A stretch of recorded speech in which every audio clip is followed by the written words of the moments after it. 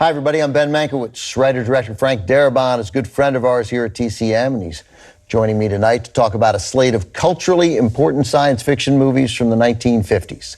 Frank, thank you very much for being here. Frank, of course, the writer-director of Shawshank Redemption, Green Mile, The Mist, creator of The Walking Dead. Sci-fi, though you made these prison movies, sci-fi, that was your genre as a kid, and that's where your real passion is. Yes, and that passion has never left me. It's always been there. So this is from 1951, the day the Earth stood still. Why is this an important sci-fi film?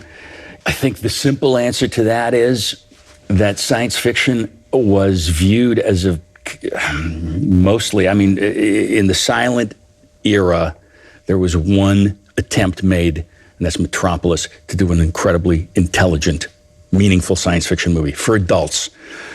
American studios tended to view, they were churning out stuff like Flash Gordon and Buck Rogers, which were fun, but meant for 10-year-olds. Campy serials. And Day the Earth Stood Still is, to my knowledge, the first time that somebody really made a movie for grown-ups with some incredibly potent thematic underpinnings and a lot of intelligence. So this and also War of the Worlds coming up later, clearly influenced by the era, which may have spurred the quality of the sci-fi, the science part of science fiction was very much on everybody's mind because it was science that created the atomic bomb and suddenly made human extinction seem much more real and much more of a threat. Accessible, yeah, for sure.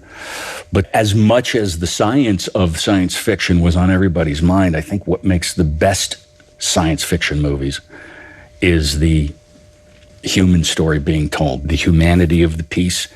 They tend to be the best ones I find tend to be very sociological. They're holding up a mirror to us and saying, here, look what's here. Take a look at yourselves. Take a look at what's inside. Let's examine that. And I think that's one of the things that this movie, Day the Earth Stood Still, does particularly well. One of the great things about this movie, too, is that there's no time wasted. None. This movie begins. Yes. And what does it begin with?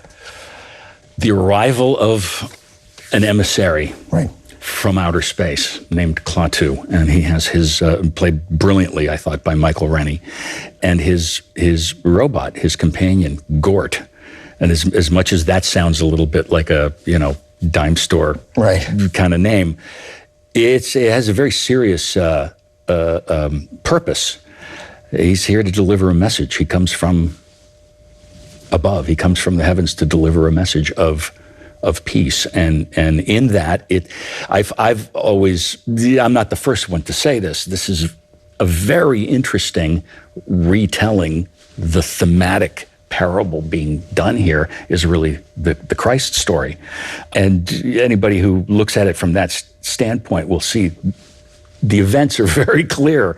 It's a science fiction retelling, in a way. So the first line, to that point, so the first line of the movie is, holy mackerel, get the lieutenant, because they see something shows up on the radar, right? And then that's followed, I guess, by the lieutenant saying, we don't see any of these people, we just hear them. And the lieutenant says, holy Christmas. Right? So that's your first indication. Yes, right. Little tidbits there. There is more later, yes. which we'll get to after the movie, and also that the production code office, the censors, they weren't thrilled with the Christ comparisons. Oh, is that right? Yeah, and they tempered them, which we'll get to again after the movie. So you thought Michael Rennie was terrific?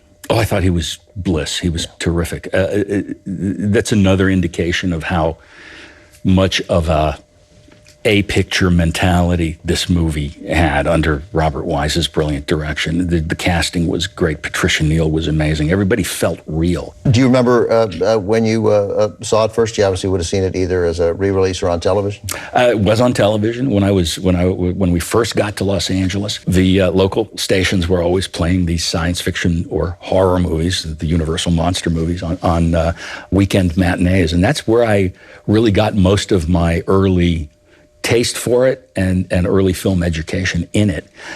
So I'm certain I saw Day the Earth Stood Still the very first time when I was about 5.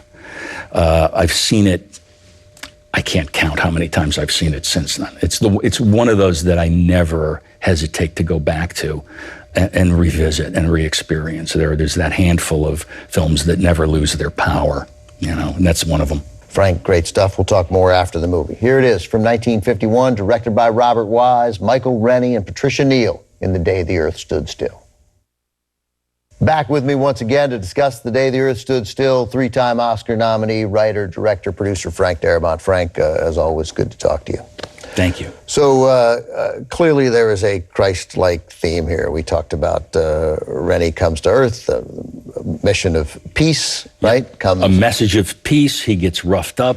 They kill him. He's resurrected. Yeah, that one. Yeah, that was a big one. He goes back into the sky where he came from, promising to return. I mean, the parallels are pretty strong. And he takes the clothes of Major Carpenter. Yeah. His name is John Carpenter, J.C. Yep. So what do you think it is that the production code office objected to?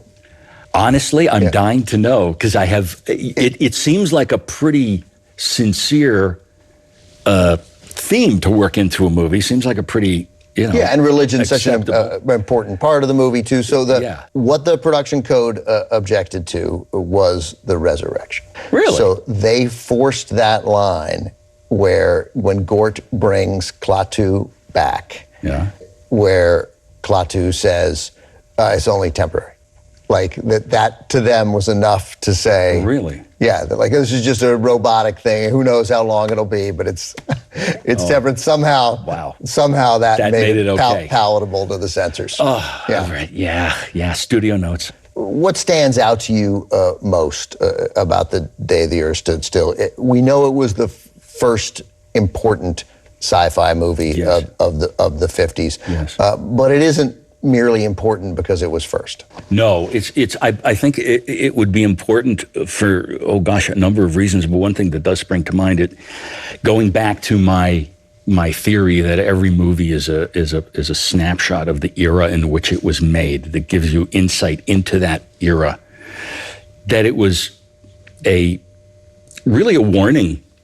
Not a warning from outer space, or out of space, as the poster would tell us, but really a warning about this incredibly powerful technology that has been developed as a result of World War II, where that could create the extinction of the human race. That was very much on everybody's minds, and this was a very adult way of saying, hey, we should be maybe not doing this stuff anymore. Maybe it's time for us to leave our childhood behind and start to act like grown-ups. We're still waiting for that to happen, of course. But all these sci-fi movies, sci-fi television shows, Star Wars, all of these, and they draw from many sci-fi films, but all of them owe a very specific debt to The Day the Earth Stood Still. It's one of the great-grandfathers of, I think, everything that came after, that attempted to tell a story of the imagination, speculative fiction, as Harlan Ellison called it, in a serious manner. And those movies are like, they're just a balm to my soul. They really are. Even when I was a kid, I relate beyond, look how cool the spaceship is, and look how cool Gort is, and his I-beam and all that stuff. Even at a very young age, I thought, well, this is some really serious stuff that's being presented to us, and I really appreciate it. I just took all that stuff in. Frank, thank you very much. Thank you. Up next, a 1953 classic based on the novel by H.G. Wells, the winner of the Academy Award for Best Special Effects. From 1953, The War of the Worlds.